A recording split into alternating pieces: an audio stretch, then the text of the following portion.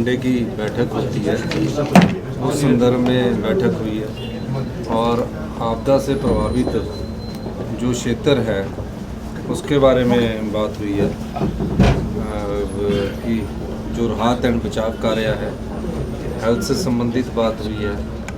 तो हर महीने हर सोमवार को सुबह सेक्रेटरीज की बैठक का हमने एक प्रावधान किया है।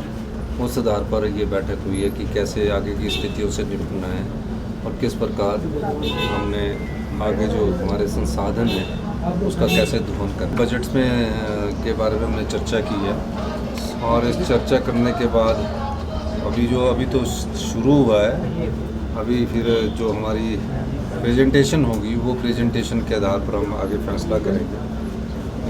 इस दृष्टिकोण से ये बैठकों का दौर है और ये रूटीन बैठक, ये कर्टसी कॉल थी और राज्यपाल से मिलने का एक दायित्व बनता था। कर्टसी कॉल थी और उस कर्टसी कॉल के संदर्भ में मैं उनसे मिलने गया था और राज्यपाल महोदय से तो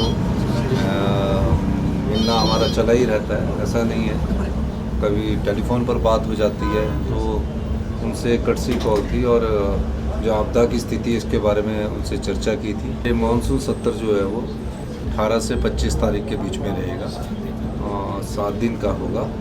क्योंकि थोड़ा डिले इसलिए किया गया है क्योंकि मानसून सत्र का जो आगाज़ है वो जब शुरू हो जाता है तो सारे अधिकारी उसी काम में लग जाते हैं, सारा पुलिस प्रशासन उसी काम में लग जाते हैं। तो हमने कहा कि आपदा आई है, इसको थोड़ा डिले कर दिया जाए। मानसून सत्र होना था, इसको कोई कैंसिल थोड़ी कर सकता था, हमारी तो मैंडेटरी है।